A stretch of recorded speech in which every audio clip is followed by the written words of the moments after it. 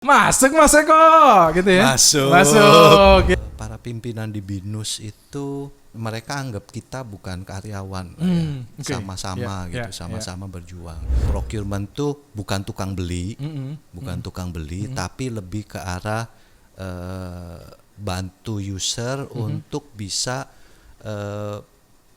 bukan sekadar menuhin kebutuhannya user, tapi untuk bantu gimana supaya user itu bisa terbantu di pekerjaannya. Gimana? Itu seru tuh ceritanya. Entar dulu, gua mesti semangat nih ceritanya. Di mana ada BINUS, komunitas di sekitar kita itu ikut hidup, ikut berkembang bersama kita. Lu jangan beli barang yang paling murah. Yang ada value-nya.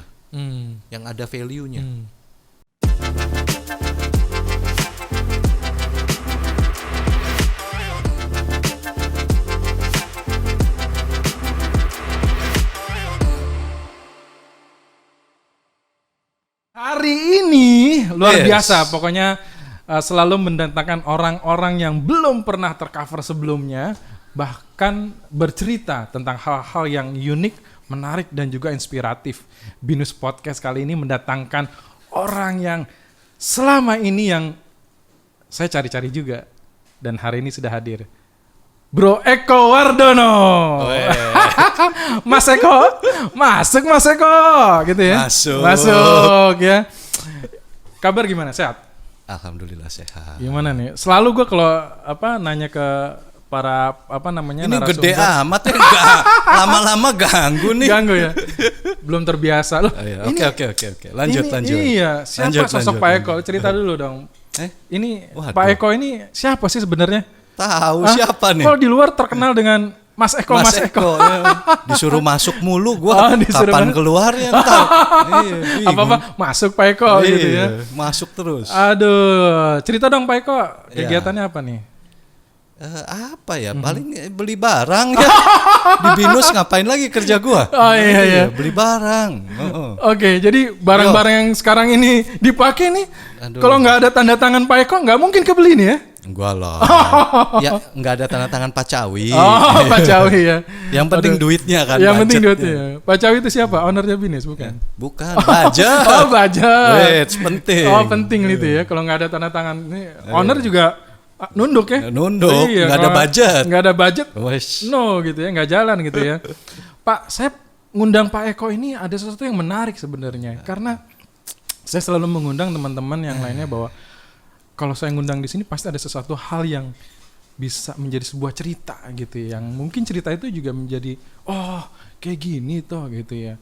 Saya kenal Pak Eko nih di tahun 2000-an semenjak saya gabung di BINUS juga gitu ya.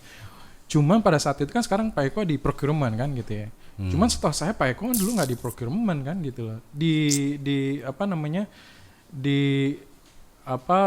tahun 90-an ya. Tepatnya tahun berapa sih Pak gabung? Gua gabung ke BINUS Maret 98. Oh 98? Maret 98. Masih baru. Pas kerusuhan dong ya 98. Waduh itu nanti ada cerita. Ada cerita? Ntar ada ceritanya sendiri gua. Boleh. Ya ada ceritanya sendiri. Artinya ke 98 udah terkenal dengan krisis kan? Iya gitu. betul. Itu gua masuk Maret, Mei itu kerusuhan. Ntar ada ceritanya sendiri. 98, tapi sebelumnya udah di tempat industri lain artinya? Ya, tadinya gua gabung di perusahaan properti, salah satu perusahaan properti lah, di daerah Rasuna Said waktu itu kantornya. Cuma ya punya properti banyak lah di seluruh Indonesia. Terus gua pas waktu masuk 98 itu udah mulai gonjang-ganjing kan properti kan. Krisis ya kalau nggak salah ya. Krisis. Mulai pertengahan 97 lah krisis tuh udah mulai berasa tuh. Project properti tuh udah mulai hold semua Terus akhirnya gua cari-cari kerjaan lain. Nyangkolnya sebetulnya bukan di BINUS. Di perusahaan properti lain yang memang lebih besar. Memang lebih besar, ada properti, ada banking, ada segala macam deh itu grup perusahaan besar. Itu tuh udah diterima. interview beberapa kali ya, mungkin interview udah 3 kali, udah psikotes, udah interview apa segala macam, udah dibilangin tuh, oke, lu udah udah masuk. Terus ceritanya istri saya, mungkin teman-teman masih ingat ada tokohnya Binus dulu namanya Bu Yena. Itu director finance-nya yang zaman dulu tuh. Nah, Ibu Yena itu bekas bosnya istri saya. Oh, oke. Terus dia tawarin istri saya, yuk mau nggak gabung ke Binus. Istri saya kebetulan nggak enak kalau resign di kantor yang lama. Akhirnya istri saya suruh saya cobain aja ke tempatnya ke Binus, ada Bu Yena. Oh gitu, gua kan udah diterima di sono. Iya, ya udah nggak apa-apa, cobain aja, nggak enak gua katanya. Okay. Oh ya udah, jadi gua ketemuin tuh Bu Yena. Interview hari ini siang sama Bu Yena. Terus malamnya gua ditelepon besok suruh interview lagi. Gua inget banget ketemunya Bu Widya, almarhumah Bu Widya, lalu Pak CS, lalu Pak Benat. Langsung ketemu sama mereka? Langsung sama mereka. Terus besokannya interview sama mereka itu, udah ya pikir ngobrol-ngobrol doang tuh, ngobrol-ngobrol aja, santai gitu kan, ngobrol-ngobrol aja. Terus waktu itu gue masih ngekos tuh. Zaman dulu tahu sendiri kan, HP kagak punya. Oh 98. Tapi berbeza di mana sih? Gua lahir besar di mana ceritanya? Gua entar ada cerita lagi. Okay. Jadi telepon kos-kosan tuh yang pakai koin. Awalnya pakai koin, terus pakai kartu. Bener. Ya. Dua itu. Koin sama kartu. Bener. Gua lupa waktu itu udah pakai koin apa pakai kartu. Bener. Ada dua. Gua tahu kok lu jualin kartu yang ada selotipnya itu kan ujungnya. Kalau enggak yang koin sama teman-teman gue ya dibolongin pakai tali. Habis ditarik lagi. Aduh, itu zaman jahiliyah itu keterampilan tangan.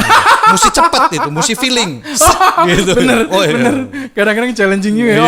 Seru juga.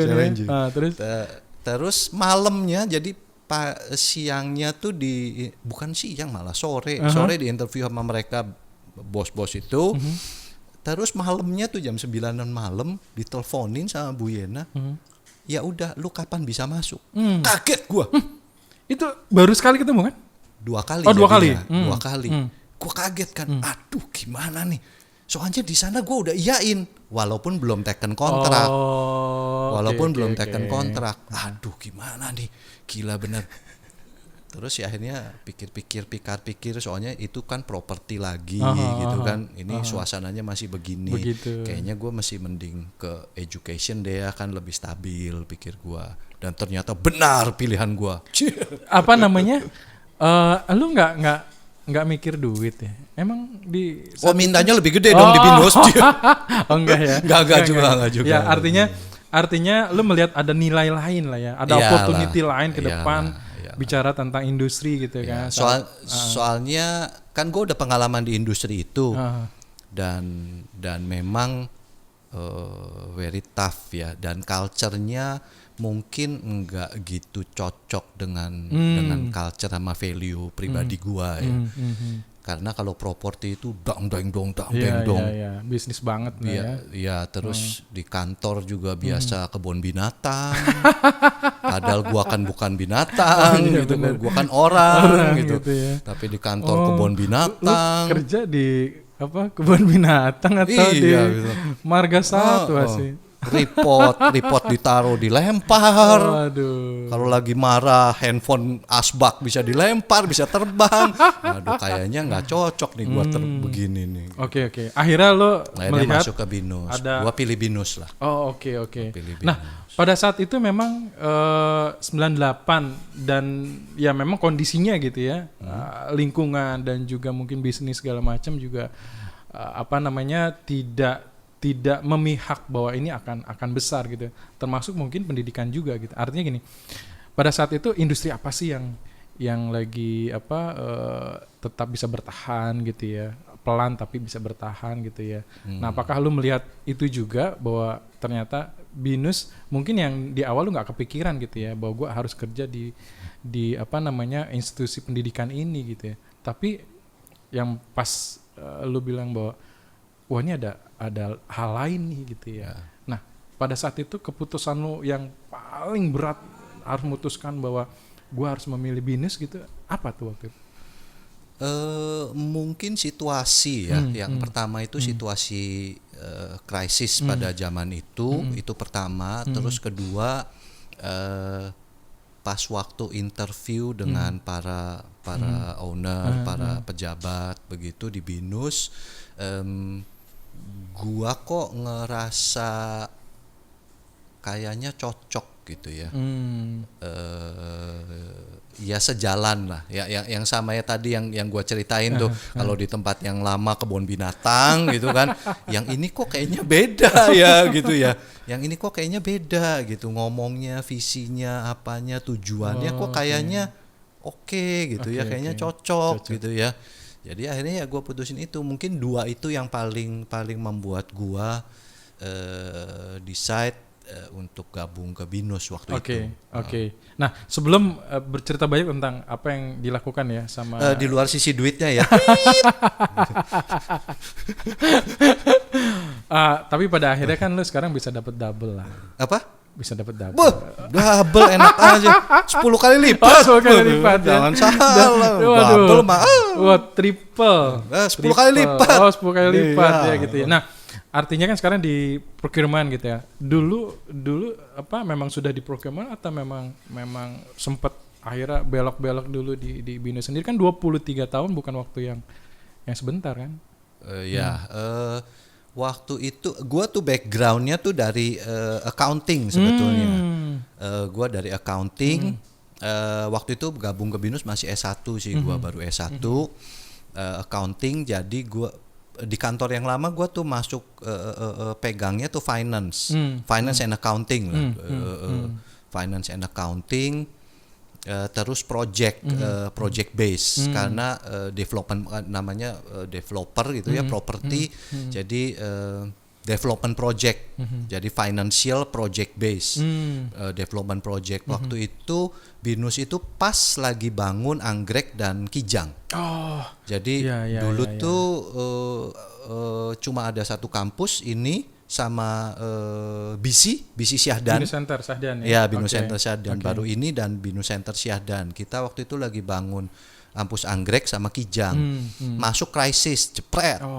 Masuk krisis jepret. Jadi Anggrek pun juga kan kita akhirnya decide untuk bertahap pembangunannya.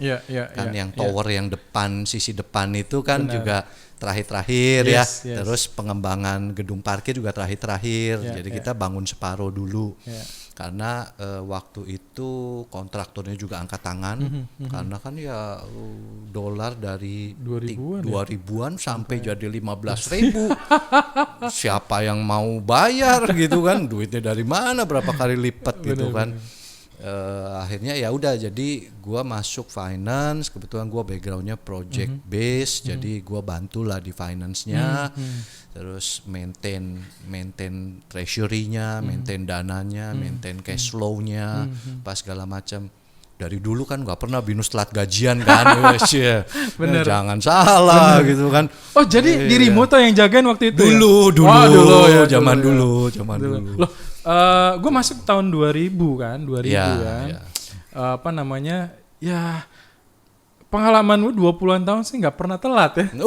Jangan sampai. Lu sempat bertahan berapa lama? Artinya di pekerjaan itu mungkin sekitar 2 tahunan, 2-3 tahunan lah. 2000-an berarti ya? Iya, betul. Abis itu lu dipercaya apa lagi? Terus abis itu pengembangan apa? Abis itu tuh zaman dulu tuh ada yang namanya Biro Layanan Keuangan dan Keuangan ya kalau nggak salah. Biro Layanan Iya. Oke. Itu terpisah dari finance-nya yayasan.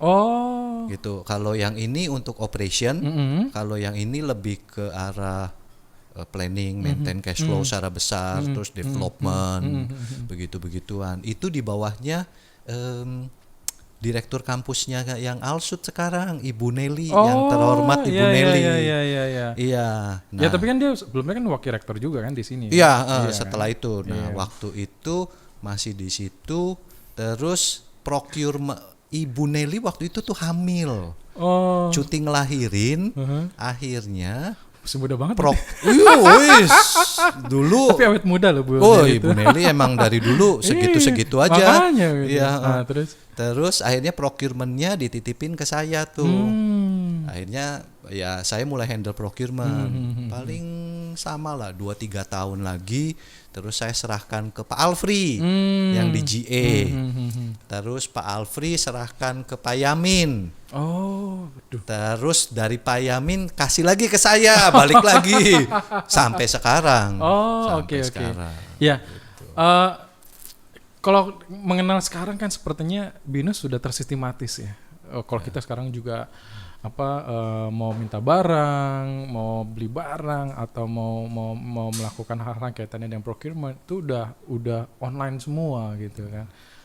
Dulu gimana tuh? Jagainnya tuh gimana tuh? Sampai akhirnya dirimu tuh sabar atau bertahan sampai sekarang akhirnya ngebangun sebuah sistem procurement, e-procurement itu kan bukan sesuatu yang memang ada sekarang bikin gitu kan. Tapi kan dari sejarah. Gimana sih dulu kita melakukan itu gitu? Dulu sebetulnya ada bukan backbone lah ya. Procurement sendiri punya sistem, terus finance-nya sendiri punya sistem. Dulu belum ada budget. Dulu tuh kita nggak main budget.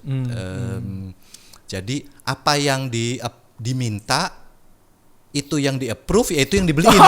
Gitu aja gitu. Jadi kagak ada budget-budgetan tuh kagak ada zaman dulu gitu. Belum kayak ada. Kita minta uang ke orang tua ya. Gitu. Mau minta ini, ya gitu. Dilihat apa sih? Oh ya boleh. Ya udah gitu. Approve ya udah kita beliin gitu. Zaman dulu masih begitu. Terus pakainya kertas semua gitu kan. Iya. Ada yang SPB, kuning, SPHT, SPB yang kuning, yang SPHT yang biru. Bener. Udah itu nanti yang ini iwir-iwir ini muter gitu kan. Terus hilang. Iya bener. Gitu, keselip. Terus orangnya nanyain ke saya, Pak Eko yang itu komputernya udah kapan ya datang? Ini komputer yang mana? Aduh, nyariinnya setengah mati. Oh, dulu masih tanda kutip manual ya? Masih manual. Oh. Masih manual. Iya.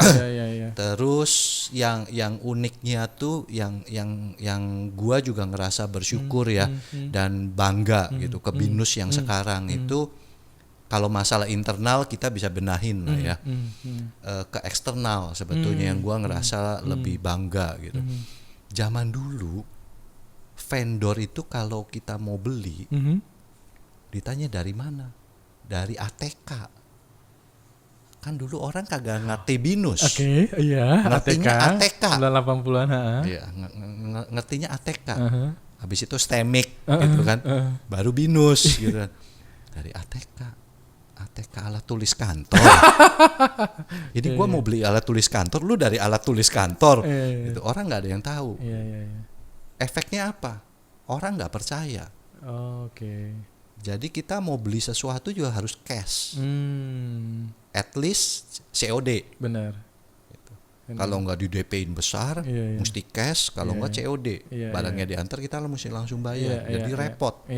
Kalau sekarang, kita petang-tang peteng-teng. Milih ya malah. Yang vendor tuh yang datang ngantri. Siapa lu?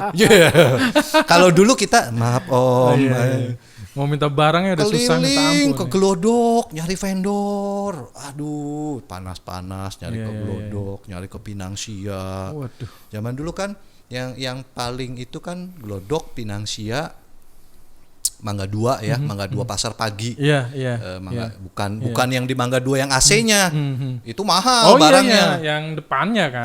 Yang sampingnya tuh yang Mangga 2 Pasar Pagi, yang kiosnya cuma 2x2 tuh ya.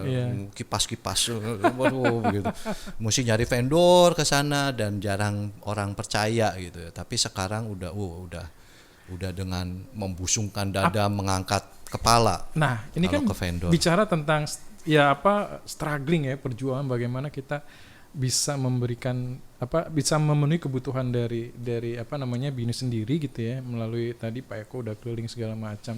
Nah, apa yang menjadi penyemangat pada akhirnya hal itu terus dilakukan, karena itu kan bukan sesuatu yang instan gitu ya, dalam arti gini, ya BINUS sudah 40-an tahun gitu ya, bicara tahun 90-an aja udah hampir 20-25 tahun gitu kan. Bukan sesuatu yang sekiranya orang udah percaya dari dulu gitu ya. Ya, tapi apa yang membuat Pak Eko dan teman-teman dulu, berapa orang sih tim?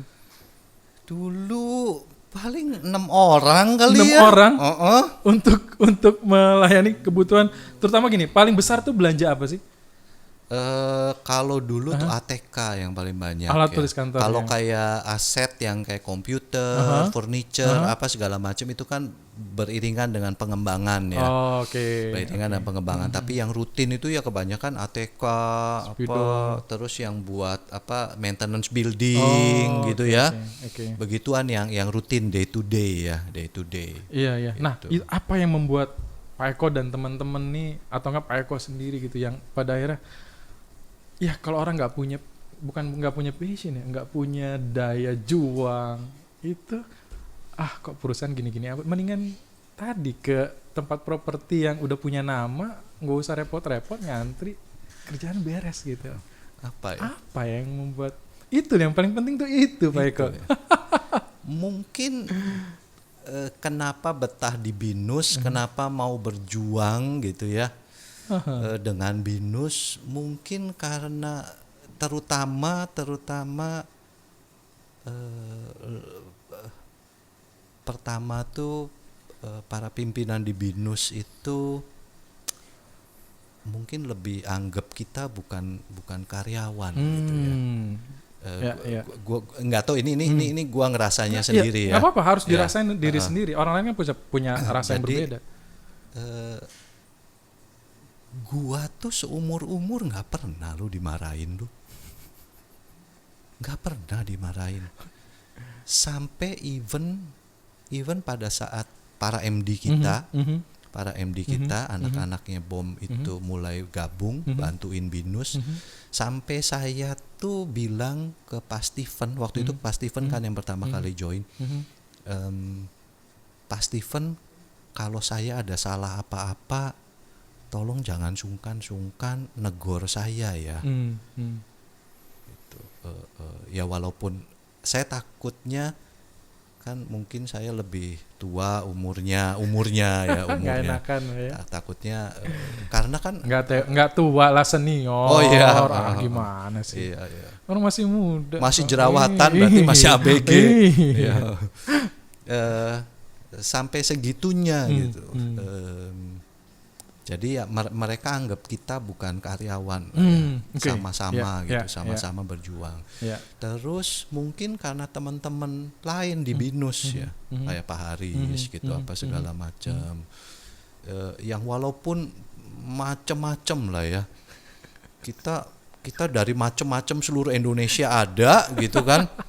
Segala macam suku bangsa gitu kan, segala macam jenjang pendidikan, dari yang profesor sampai yang cuma ecek-ecek. Kalau saya juga kan dari kampung gitu kan, asalnya gitu kan.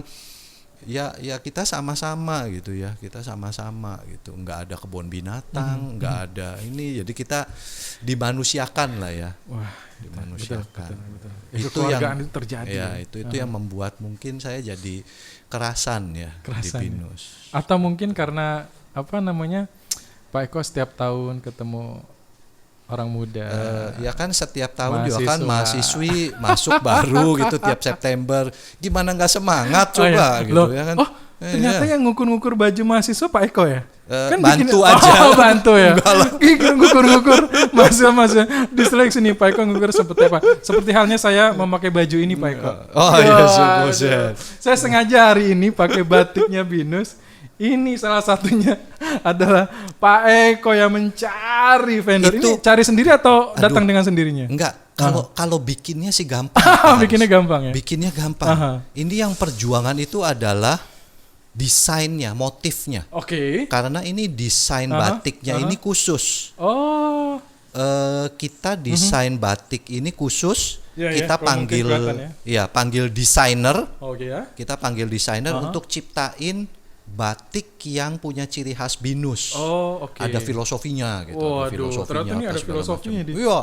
Jadi Betul. Pak Eko nih selain procurement juga harus bantu mikirin filosofinya apa nih supaya dapat. Oh enggak lah, kita minta desainer gitu. Enggak, artinya kan iya. artinya gini. Kalau procurement yang zaman dulu mungkin ya sekedar beli barang selesai gitu ya. Tapi kan juga kalau yang sekarang nggak hanya sekedar lu beli barang, tetapi dalam pemilihan vendor pun harus vendor yang punya artinya procurement juga mencari vendor-vendor yang punya pemikiran atau ide-ide yang luar biasa juga dong. Gitu. Itu kan yang kita berusaha bantu lebih lah sekarang. Oke. Artinya kan peran procurement apakah menurut Pak Eko sekarang ini tidak hanya sekedar membeli barang saja atau ada hal lain yang mungkin perlu procurement apa ya 4.0 lah gitu misalnya gitu ya. Bergeser. Memang sudah bergeser ya, memang sudah bergeser. Kepengennya procurement tuh bukan tukang beli, tapi lebih ke arah bantu user untuk bisa bukan sekadar menuhin kebutuhannya user, tapi untuk bantu gimana supaya user itu bisa terbantu di pekerjaannya gitu ya. Jadi kalau misalnya butuhnya mic, mudah-mudahan kita bisa suggest mic yang terbaik lah untuk keperluan operasional gitu. Iya. Misalnya. Jadi misalnya mintanya A, mungkin kita bisa kasih A++. Oh, gitu. Oke. Kan biasanya ya Pak Haris tahu sendiri lah, kalau yang plus tuh biasanya kan lebih nikmat gitu kan. Gitu kan. Kalau gado-gado pakai telur kan lebih nikmat. Bener. Gitu kan. Indomie pakai telur. Indomie pakai telur. Gitu. Yang plus selalu biasanya lebih enak. Nah, iya. Dari Pak Eko dulu yang harus berjuang, terus permintaan juga barang itu saya ingat sekali ada istilah namanya SPB ya? Oh SPB, SPHT. SPB, SPHT gitu kan, yang warna kuning, biru itu beda-beda kepentingannya atau kebutuhannya gitu ya. Nah sekarang kita merasakan bahwa itu semua online Pak. Ada IPRF, ada permintaan barang melalui PR sistem online, ada PR online segala macam. Pada saat kapan Bapak mulai memikirkan bahwa ini saatnya kita harus begini gitu loh? Pengen tahu dong. Akhirnya itu lahirlah sistem online e-procurement dengan berbagai macam yang ada sekarang ini. Ya memang udah tuntutannya. Kalau saya sendiri sih sebetulnya udah merasa terlambat sih sebetulnya adanya online segala macam itu sudah kan harusnya kan kita berubah menjadi lebih baik itu bukan karena terdesak udah kepepet baru berubah gitu. Kayak sekarang gitu pandemi berubah terpaksa terpaksa gitu. Harusnya kan nggak boleh begitu gitu kan. Harusnya kan kita udah terplanning dengan baik, enggak karena kepepet kita berubah gitu kan. Tapi kalau dulu itu kelihatannya udah ya mungkin 70% udah kepepet gitu ya. Karena tuntutannya udah lebih kenceng gitu ya. Tuntutannya user juga udah ngomel tiap hari gitu kan, udah sampai ngebul gitu. Akhirnya mau nggak mau kita bergerak ke arah dalam tanda kutip digitalisasi lah ya pelan-pelan gitu. Sampai akhirnya udah jadi seperti sekarang. Oh iya, dulu gue mau cerita. Apa tuh? Lupa tadi yang waktu kerusuhan. Iya benar. Balik dulu deh kerusuhan. Gimana? Itu seru tuh ceritanya. Entar dulu, gue mesti semangat nih ceritanya. Jadi ceritanya pas waktu 98 tuh gue office-nya di Rektorat Syahdan di atas.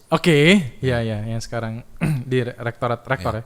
Itu mungkin seminggu sebelum kerusuhan itu kita tuh sudah dapat dalam tanda kutip informasi. Maksudnya? Suasananya sudah tidak baik gitu. Karena kan mahasiswa udah demo segala macam. Iya benar. MPR DPR udah diduduki mahasiswa segala macam. Jadi para pimpinannya BINUS tuh dulu sudah mempersiapkan gitu dari sisi financial, Jadi dulu tuh ada brankas kecil, itu tuh cek sama giro itu udah ditanda tangan semua. Jadi saya tuh tinggal isi nilainya tuh. Iya. Langsung bisa diduitin tuh. Iya. Gitu. karena untuk emergency kan, kalau ada apa-apa perlu dana segala macam langsung. Pada hari H meledak kerusuhan, saya tuh ngantor paginya. Oke. Jadi itu kejadiannya tuh siang. Iya. Muncul meledak, mulai bakar-bakaran, jarah-jarahan gitu ya. Oke. Iya. Itu siang. Jadi saya pagi tuh masih ngantor tuh. Pagi masih ngantor, terus meledak. Dueng gitu kan. Kampus Syahdan itu kita tutup depan, pagar depan itu kita tutup, gerbang depan. Terus massa itu udah ngepung kampus. Serius? Kampus itu udah dikepung sama massa. Lewat depan itu udah nggak bisa jalan, udah nggak bisa keluar lewat depan. Massa nih kan ya? Bukan mahasiswa kan? Bukan mahasiswa, massa.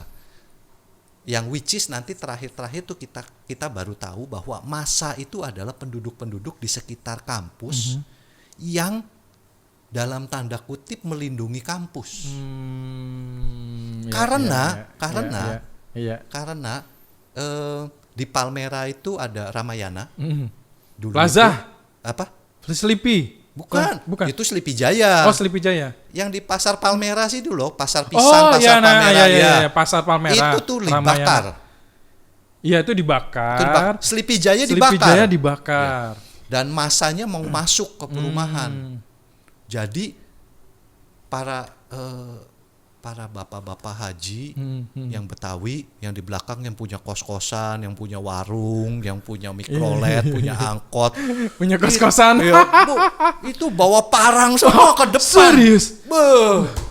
Pak Haris bukan justru mau ke kita ya, enggak, justru melindungi ya. Justru ke depan keluar semua kayak pagar betis, Pak. Waduh. Bawa parang, bawa pentungan, bawa bambu runcing ada nggak ya? Itu, tapi kita kan was-was kan ya di dalam. Waduh, ini ada apa nih? Gitu. Di dalam ya? Di dalam. Nah, terus mau bagaimana ini pulang gitu kan? Iya. Waktu itu saya masih ngekos di Karet Sudirman. Masih ngekos di Karet Sudirman. Terus saya bawa itu cek sama ada uang tunai lah berapa juta gitu. Saya gembol di ransel, naik motor lewat pintu belakang yang di sampingnya tong sampah. Oh, iya. Oh, itu tong sampah dulu sempat itu ya? Iya, sampingnya ya? Tong sampah itu ditutup sebetulnya, itu ditutup pintunya. Ada pintu kecil, tahu. Itu saya lewat situ. Oh. Keluarnya tuh. Ngebuang ke sana situ, ya. Terus keluar ke Palmerah. Pasar Pisang itu udah diblokade sama massa, udah dibakar. Parman sih itu udah. Saya puter mau keluar Sleepy kagak bisa. Iya, diblokir lagi. Saya putar nggak tahu lah, udah nggak tahu. Saya ngikutin arus aja tuh di serem juga di gang-gang kecil-kecil begitu kan, ngikutin arus aja motor larinya kemana. Akhirnya nggak tahu gimana bisa keluar di daerah Senayan. Oh. Di daerah Senayan. Itu panser semua tuh. Iya, itu mah pusat kan. Iya, panser semua tuh. Terus saya bilang sama si TNI-nya, saya mau pulang Pak. Saya kosnya di situ di Karet. Apalagi itu Mas Sudirman. Udah diblok semua. Bapak nggak apa-apa ini? Nggak apa-apa Pak, saya tetap mesti pulang. Saya bilang kalau nggak saya mau kemana? Saya bilang. Ya udah hati-hati aja. Akhirnya dikasih lewat tuh, lewat Senayan. Padahal udah diblokir jalanan. Kasih lewat, saya melipir aja tuh, pelan-pelan. Akhirnya bisa pulang tuh. Ya pulang. Itu kan bawa deg-degan, itu kan bawa gembolan itu. Gembolan duit semua. Gembolan cek udah ditanda tangan itu, tinggal diisi nilainya doang. Aduh, pusing saya. Itu ya. Itu menjadi salah satu perjalanan cerita yang akhirnya bisa diceritain. Bisa diceritain loh. Artinya kita tuh bekerja tidak hanya sekedar kita menyelesaikan pekerjaan, tapi bagaimana kita juga bertanggung jawab terhadap apa yang kita lakukan itu kan. Tapi itu yang satu hal yang memang yang jadi catatannya kita sekarang ini mungkin ya, adalah bahwa di mana ada BINUS, komunitas di sekitar kita itu ikut hidup, ikut berkembang bersama kita. Jadi kalau ada apa-apapun, amit-amit, kalau kita ada apa-apapun, komunitas di sekitar kita itu sedikit banyak akan bantuin kita lah. Melindungi lah ya. Kalau kita ada kesulitan apa segala macam, itu mereka pasti akan bantu kita. Iya. Tapi ya kitanya juga kan ya mesti mesti tepo seliro sama mereka gitu kan, sama lingkungan. Tapi kalau pada saat itu ya gitu. Pak Eko ya, Arya itu terbentuk ya, walaupun itu bukan sesuatu yang kita juga sengaja gitu kan, artinya apa namanya di dalam situasi pekerjaan di diri kita sendiri pun atau kan bahkan ya kita sebagai karyawan di lingkungan kerja tidak hanya sekedar bahwa kita hanya peduli sama yang di dalam saja gitu ya, tetapi mungkin juga pada saat itu di tahun 90-an itu juga bahwa memang karyawan ini itu juga punya sesuatu yang tadi Pak Eko bilang, tepos saliro atau juga peduli terhadap lingkungan segala macam. Betul. Itu mungkin juga salah satu nilai-nilai yang mungkin Pak Eko rasakan pada saat itu, dan akhirnya Pak Eko juga merasakan bahwa ini tempat yang nyaman buat bekerja gitu ya. Betul sekali. Betul sekali. Nah, betul. Kalau dari situ berarti ya kita coba melihat begini, nilai-nilai yang ada, yang lahir itu karena memang kita sebenarnya bukan memanjakan orang, memanusiakan orang. Betul, setuju. BINUS ya yang tadi saya kasih gambarannya yang sangat bertolak belakang gitu, yang di kantor yang lama kebun binatang, tapi di sini kebun manusia. Kalau saya boleh bilang. Oke. Jadi ya kita tidak hanya ituin karyawan, anak didik kita, tapi juga masyarakat sekitar kita. Termasuk kalau di bidang procurement, para vendornya kita sebetulnya. Saya kepengennya tuh selalu bahwa di mana ada BINUS, kita bawa impact ke sekitar kita. Siapapun yang in touch sama kita, baik itu student, baik itu dosen, baik itu karyawan, baik itu vendor, itu bisa ada maju dan berkembang bareng kita. Tidak hanya sekedar minta harga murah. Iya. Betul. Vendor ditekan, ayo murah gitu. Habis itu kalau nggak murah tendang gitu. Kayaknya udah bukan zamannya Pak Haris ya. Saya ingat Pak Eko, waktu itu Pak Eko sempat minta materi tentang BINUS gitu ya. Buat apa Pak Eko? Ini loh Riz, saya mau bikin vendor gathering ya. Iya.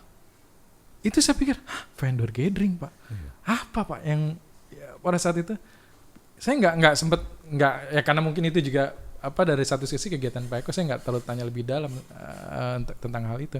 Tapi saya menariknya apa sih yang melatar belakangi dibuat vendor gathering itu, atau tadi yang Bapak bilang tadi bahwa ketika ya tidak hanya sifatnya transaksional, tapi ada mutual benefit juga yang harusnya dia bisa merasakan benefit atau nilai manfaat dari kita, begitu dengan sebaliknya gitu. Dan itu yang membuat akhirnya long lasting gitu loh. Sebetulnya dulu kita punya ide acara-acara itu karena saya tuh sering dipanggil oleh vendor itu untuk ikut acaranya mereka di customer gathering. Jadi karena kita customernya vendor itu, kita dipanggil. Karena kan kita customer. Iya, Bapak kan customer. Gitu kan? Ya wajar lah dia bikin begitu. Tidak ada dulu ya, mungkin sekarang juga tidak ada yang namanya vendor gathering itu, supplier gathering tuh nggak ada. Ya wajar lah kalau Bapak diundang sama vendor, customer ya. Betul, ini malah kita sebaliknya gitu kan. Pak. Kadang-kadang kita berpikir loh kok terbalik. Karena saya pikir kita juga kalau nggak ada support dari industri, kita juga susah loh Pak Haris.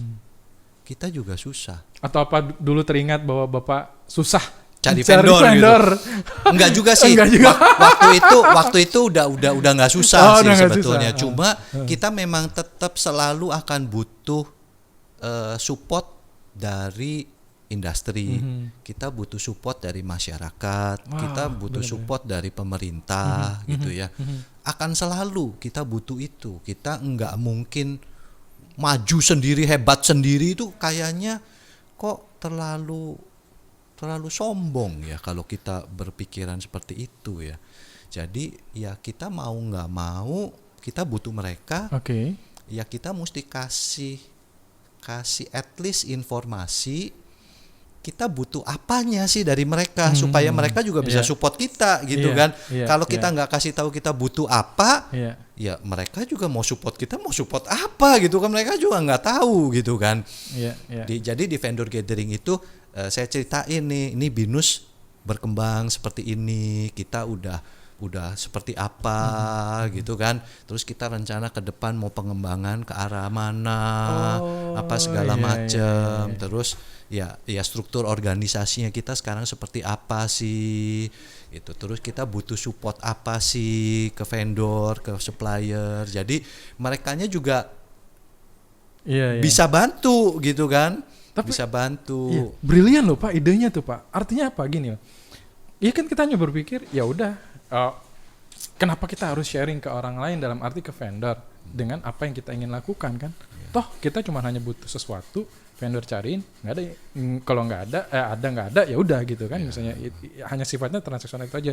Tapi tujuan dari vendor gathering itu, kalau saya tangkap dari ceritanya Pak Eko, justru kita mengajak mereka justru menjadi solution buat kita gitu ya Pak ya. Dan mereka mencarikan solusi itu, bahkan kita lebih perkaya lagi tadinya yang mungkin kita berpikirnya sempit, akhirnya apa yang kita ingin lakukan jadi lebih besar lagi dan disupport gitu ya Pak ya. Betul Pak, betul.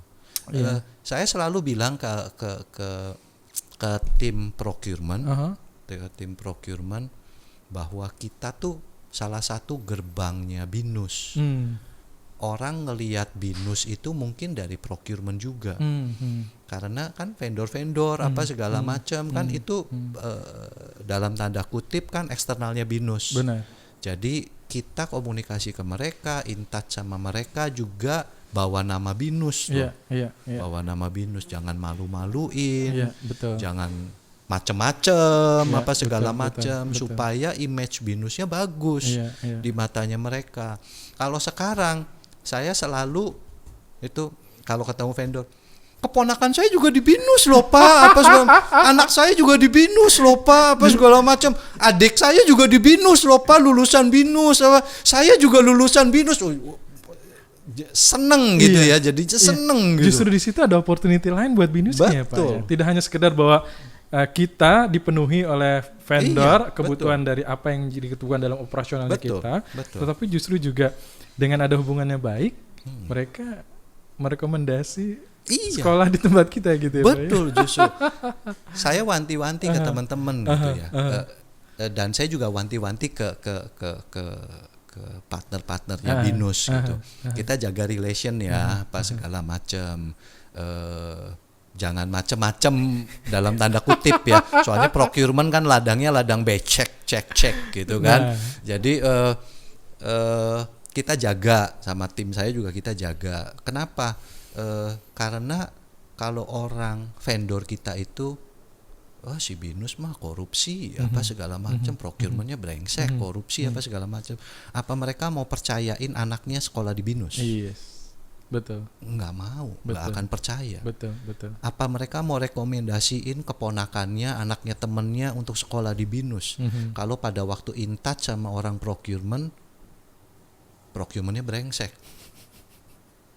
Salah satu ya. Sama halnya lah, pertama kali in touch dengan marketing, tapi marketingnya galak gitu misalnya gitu ya kan, kasarnya gitu kan, nggak bakalan mau masuk ke BINUS gitu kan. Ya saya analogikannya begitulah, simple aja Pak Haris. Saya nyambung yang tadi, saya sebenarnya mau saya tanyain juga tuh yang Pak Eko masalah becek-beceknya itu sendiri Pak. Waduh. Ini Bapak nahan imannya seberapa tebal Pak? Enggak. Vendor di bawah, di atas, di atas, sini, kanan, kiri, belakang. Ayo Pak gitu. Gimana Pak? Nahan imannya berapa tebal nih Pak? Saya tuh selalu bilang, saya nggak berani janji, saya akan jujur terus. Saya nggak berani janji Pak Haris. Saya nggak berani janji. Janji ke siapa nih? Ke siapapun. Ke siapapun saya nggak berani janji saya akan bisa jaga integriti terus. Oke. Kenapa? Hari ini mungkin saya bisa jaga, besok belum tentu. Kenapa? Karena kalau ada orang yang integritasnya goyah atau apa, pasti ada penyebabnya. Iya. Pasti ada penyebabnya. Iya. Samalah sekarang. Amit-amit ya, ini amit-amit nih. Taruh misalnya anak saya sakit parah. Perlu dana pengobatan besar loh, apalah, inilah, itulah, apa segala macam, amit-amit ya Pak Haris ya. Apakah saya bisa jaga?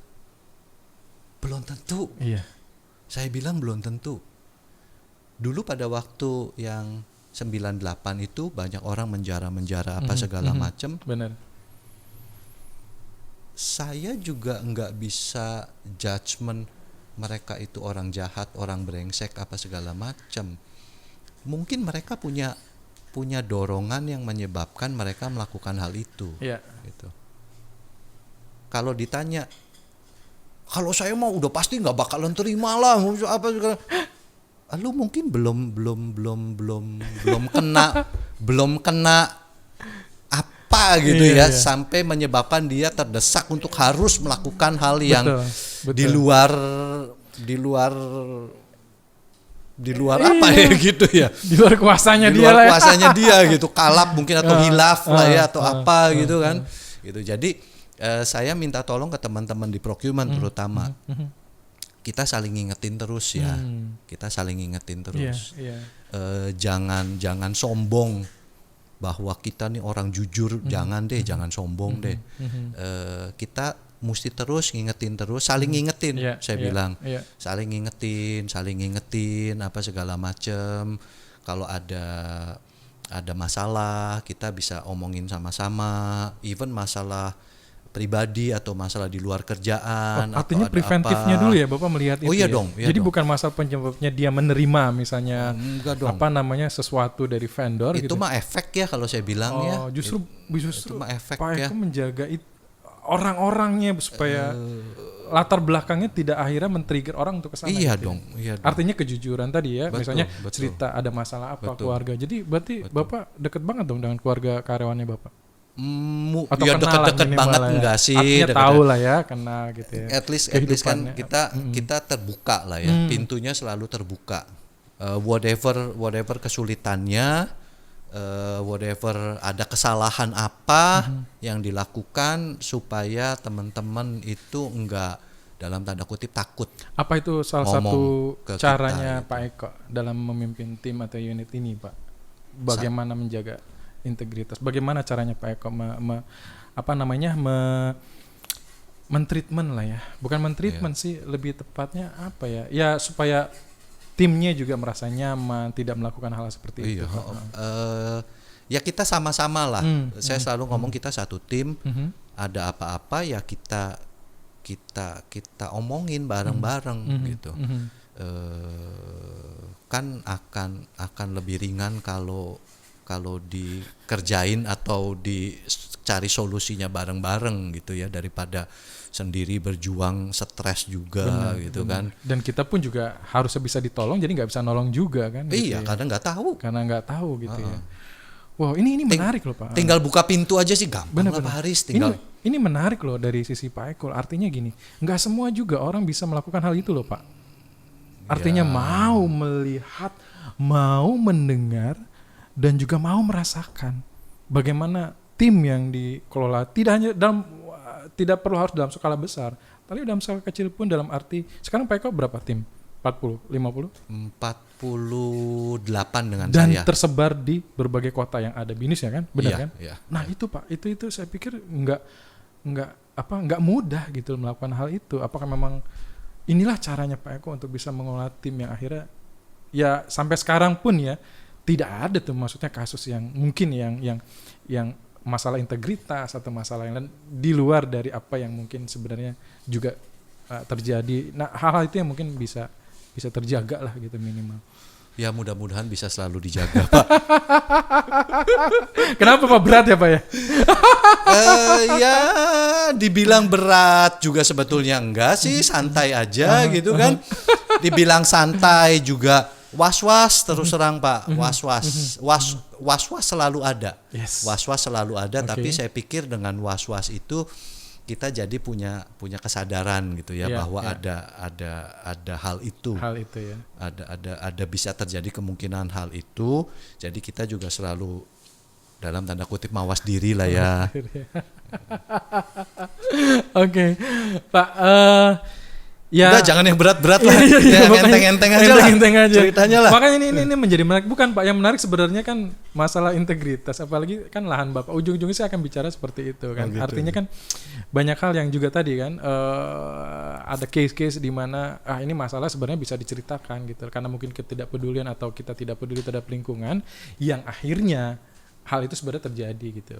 Nah itu kan ya tidak hanya dari sisi procurement juga, dari unit-unit lain, di perusahaan-perusahaannya juga banyak segala macam. Bahkan juga ya kalau kita lihat Bapak nggak capek Pak di TV kan, banyak KPK segala macam, pasti urusannya juga pengadaan barang dan lain sebagainya. Gitu, selalu kan. Pengadaan barang. Iya, itu yang mau saya arahkan tuh ke situ Pak. Gitu. Padahal, Bapak nggak takut KPK gitu kan? Padahal sebetulnya ya, karena saya tuh saya lupa tahun berapa gitu. Saya tuh karena BINUS banyak dapat dana hibah dari pemerintah. Jadi kita tuh pengadaan barangnya itu harus punya orang yang sertifikasi pengadaan barang dan jasa pemerintah. Oh gitu. Nah, dulu itu saya ambil sertifikasinya. Jadi selama waktu itu saya ikut tes, itu dapat 1 tahun untuk pengadaan barang dan jasanya. Itu saya ikut setelah udah habis saya perpanjang, ikut tes lagi, terus dapat 2 tahun tuh.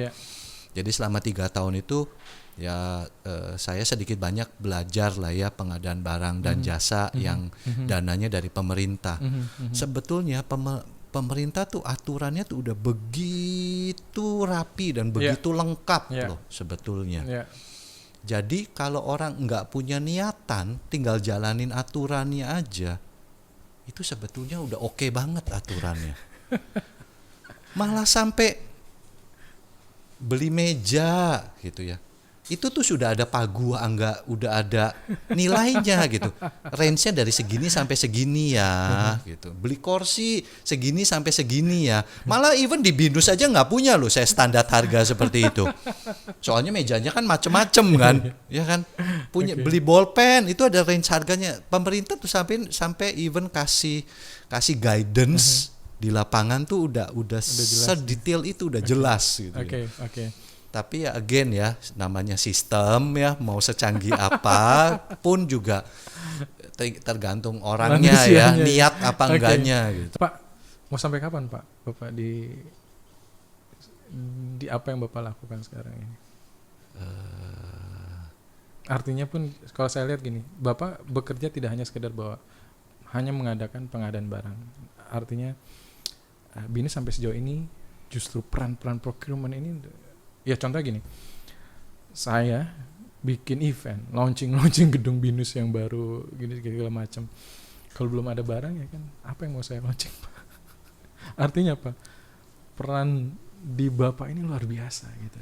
Mau sampai kapan Pak?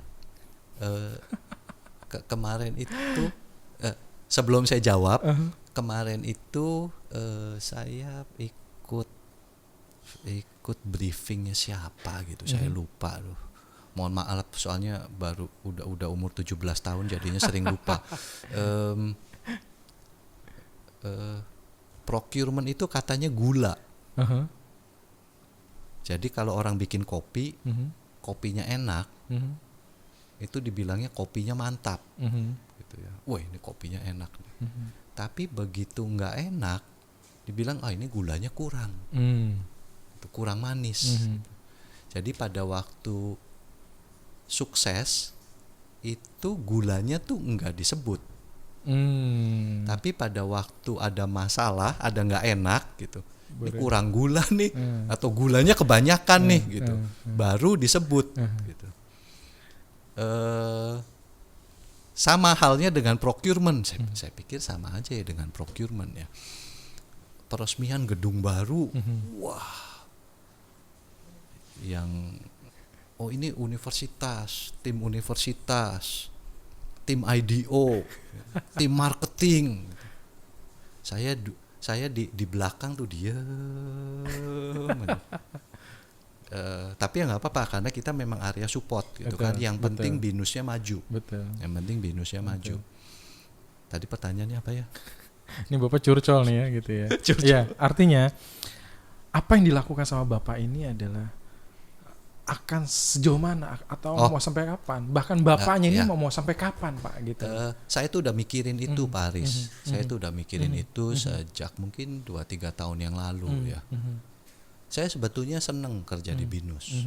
Senang sekali kerja di BINUS dan saya juga mungkin selama masih tenaga masih ada dan masih dipakai sama BINUS, saya mau kerja sama BINUS deh gitu karena saya juga cocok lingkungannya apa segala macam.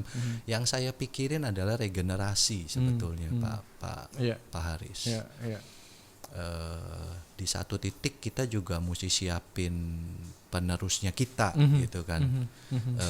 Dan penerus kita ini mesti punya peluang untuk bisa naik gitu. Karena kalau sayanya nggak turun-turun, kapan mau penerus sayanya ini menjabat, kapan penerus sayanya ini mau belajar di posisi saya gitu ya kan. Jadi yang kepikiran sama saya itu saya mesti siapin penerus. Once penerus ini siap, saya sih kepengennya saya turun. Kepengennya saya turun. Bukan turun kali ya. Artinya memberikan kontribusi yang mungkin kontribusi yang lain lah. Kontribusi yang lain. Kasih kesempatan ke anak-anak muda atau penerusnya gitu. Betul. Benar sih Pak, saya setuju. Gini, ada orang bijak mengatakan bahwa pemimpin yang baik itu adalah pemimpin yang bisa menciptakan pemimpin baru, Pak, gitu katanya. Nah, apakah Bapak melakukan hal itu, Pak?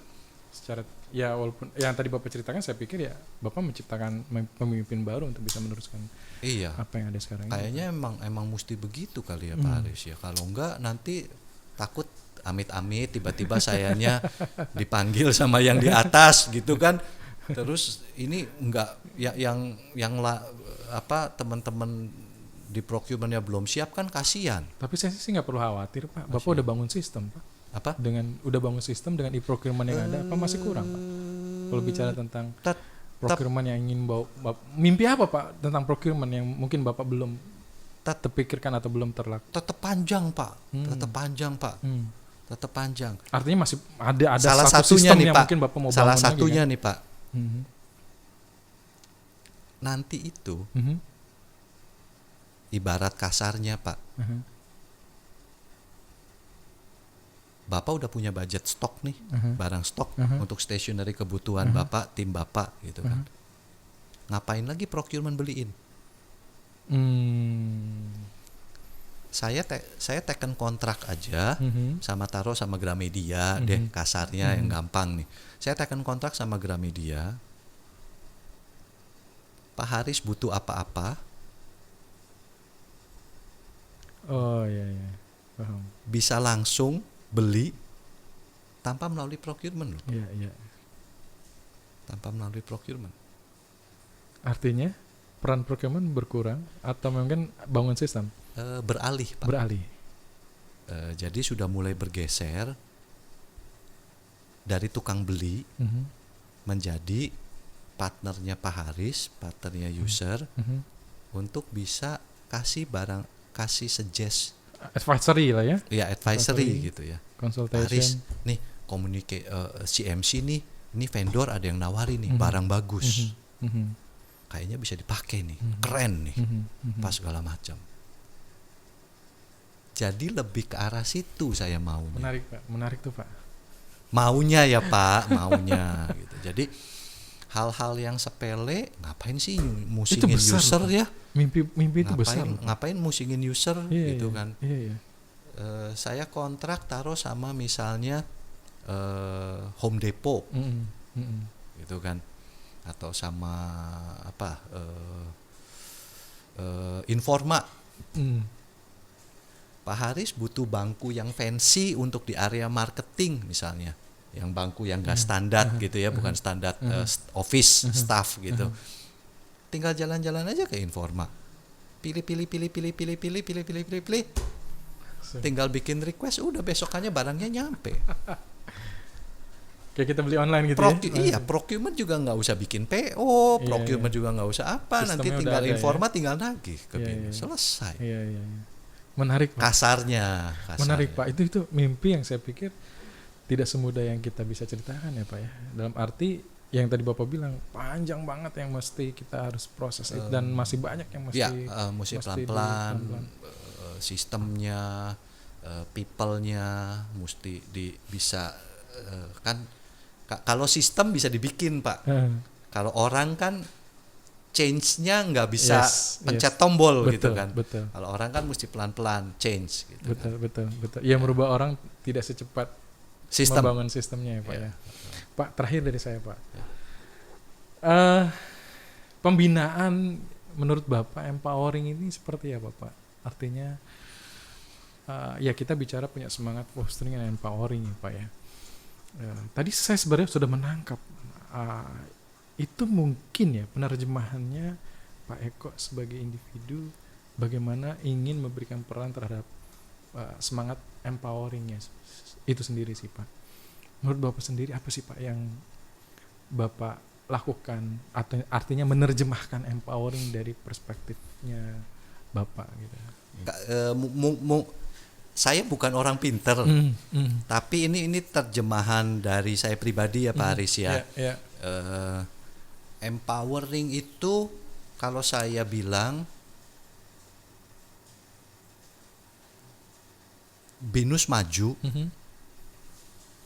people yang in touch sama BINUS harus ikut maju. Itu empowering.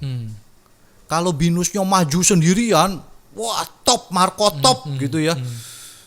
Tapi yang lainnya, masyarakatnya, mahasiswanya, dosennya, karyawannya, vendornya, itu masih begitu-begitu aja, ya itu bukan empowering. Oke.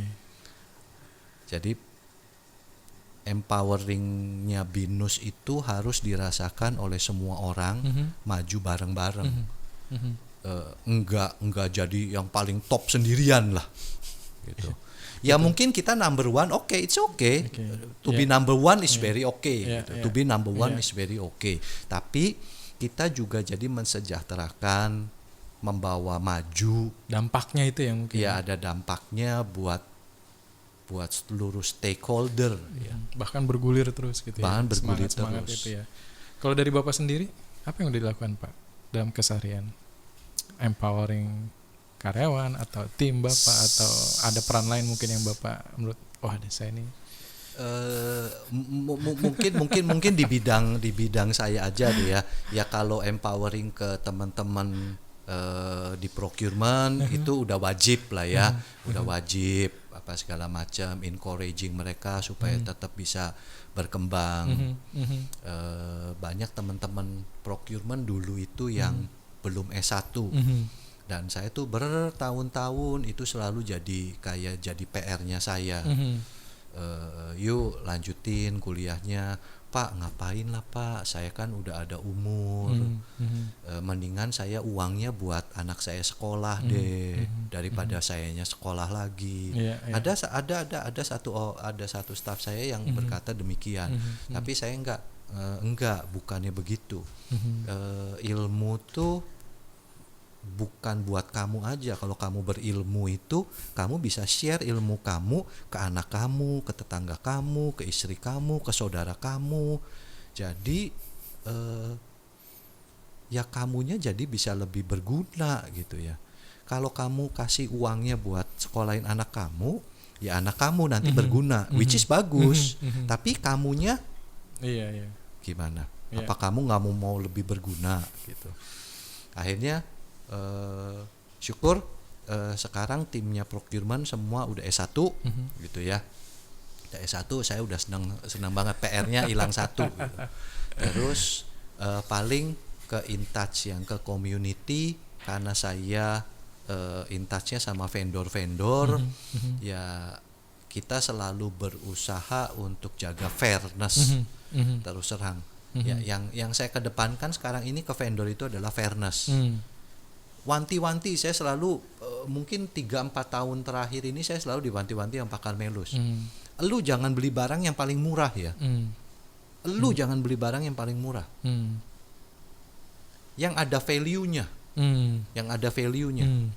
Saya terjemahinnya adalah value buat kitanya, value buat vendornya. Kenapa? Karena kalau kita hidup sendiri, wah kita tekan vendor gitu ya kan. Iya benar. Terus sampai vendor yang nggak ada untung, ya mereka nggak berkembang. Mereka juga nggak bisa maju. Mereka nggak bisa kasih THR ke karyawannya.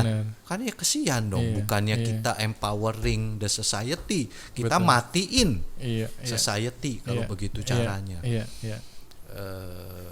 Ya paling itu sih ya Pak Haris. Saya tapi habis in touch-nya ke situ-situ doang. Iya.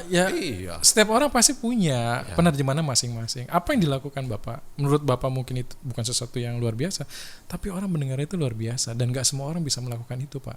Aduh, ya syukurlah. Itu paling penting, Pak. Gitu loh. Saya pun juga mendengar Bapak. Belum tentu saya juga bisa gitu. Ya? Belum tentu juga bisa melakukan apa yang Bapak lakukan. Begitu dengan sebaliknya, atau mungkin orang lain juga mendengar hal ini, oh ternyata hanya memberikan ini ya, memberikan pandangan-pandangan, memberikan satu keterbukaan gitu ya, melihat sesuatu tidak hanya sekedar sempit aja, tapi ada hal lain di luar itu yang mungkin kita bisa ambil pelajaran. Pak, thank you Pak. Ini kalau ngobrol banyak. Kok nggak ditanya saya naik gunung? Nah itu. Soalnya saya mau promosiin ini komunitas saya nih. Oke. Saya Pak Eko ini ada misi saya nih. Pak Eko ini selain beli barang, ya, dia juga ternyata punya hobi. Nggak hanya hobinya beli barang, tapi naik gunung ya. Kemarin kita habis dari Gunung Gede, bener ya? Iya, Sabtu. Hampir gagal hari ini ya. Hampir gagal, nggak bisa jalan. Nggak bisa jalan. Gimana cerita? Kok sampai punya hobi? Atau itu menghilangkan stres masalah tadi becek and becek? Oh iya. Karena pas waktu kuliah dulu ikut pencinta alam sebetulnya. Jadi gengnya tuh sampai sekarang pun gengnya sekarang itu masih terus ngumpul, masih terus naik gunung. Terus saya dalam tanda kutip racunin teman-teman kantor. Saya racunin teman-teman kantor, jadi teman-teman kantor juga punya komunitas. Silakan barangkali Bapak Ibu yang punya hobi yang sama ya? Kita gabung di komunitas. Gak mengenal umur nih? Oh, nggak mengenal umur. Pokoknya senior junior boleh ikut. Senior junior boleh ikut. Yang penting urat malunya putus lah kalau di gunung urat malunya mesti putus. Harus ya. Nama komunitasnya Siput Gunung. Bapak Ibu. Apa dengan Siput Gunung? Siput Gunung karena ini kan udah ya berumur lah ya. Jadi naik gunungnya alon-alon asal kelakon. Yang penting kita happy lah. Lah. Hilangin stres. Hilangin yang becek-becek tadi ya. Iya, hilangin stres. Aduh, saya pengen ikut, cuman nggak tahu nih. Kayaknya Dengkul tidak mendukung itu ya. Bisa camping. Bisa campingnya boleh ya, nggak usah yang naik ya. Sekuatnya, habis itu kita camping, beres. Iya. Menarik sebenarnya gitu ya, banyak hal yang bisa dilakukan gitu ya. Kadang-kadang kita kerja juga banyak hal, stres segala macam gitu ya, apalagi situasi pandemi ini yang mau di rumah, di kantor dengan keterbatasan segala macam. Mungkin suatu waktu kita bisa menghirup udara segar. Pegunungan menjadi salah satu hal yang bisa menghilangkan. Nggak ada itu COVID semua. Di gunung. Nggak ada COVID ya. Nggak ada COVID. Jaga jaraknya, tenda Pari bisa 100 meter di sana. Gitu ya. Tenda saya 100 meter di sini juga bisa. Gitu ya Pak ya. Justru itu malah menambah imun ya. Karena olahraga naik panas-panas gitu kan, matahari pagi segala macam. Aduh, nikmat Pak. Bapak luar biasa Pak. Anytime lah kita ngobrol-ngobrol lagi ya Pak ya. Iya, tapi mudah-mudahan lain kali di udara terbuka Pak. Di gunung Pak. Gimana? Betul kita podcastan di gunung, setuju nggak nih? Nanti saya bawa alat-alat podcast. Iya loh, gitu. Betul. Idenya. Bener ya? Podcast di gunung Ada listrik Pak. Tapi? Apa? Ada listrik. Mesti manggul genset sih Pak. Panggil vendornya aja Pak. Mesti manggul genset. Manggil genset ya. Ada yang syuting di Padang Edelweiss-nya Gunung Gede. Itu pernah syuting film apa ya? 5 kilometer. Iya, tahu film Indonesia. Iya, 5 kilometer. Iya, 5 kilometer. Pernah dengar. Nah, itu di Padang Edelweiss-nya di Padang Surya Kencana Gunung Gede. Oh, oke. Ya, tapi kan itu kan bawa shooting, genset, kan, bawa apa iya, segala Pak, macam. bawa ini Pak genset, beratan gensetnya Pak. Emang. Thank you Pak Eko, sehat selalu Pak. Mudah-mudahan Bapak selalu Sama-sama. sukses dan keluarga juga happy terus Pak. Katanya kan saat ini jangan lupa bahagia Pak. Oh iya. Iya, supaya imun naik terus Pak. Oke, let's close this. Thank you, sampai ketemu lagi. Thank you Pak Aris.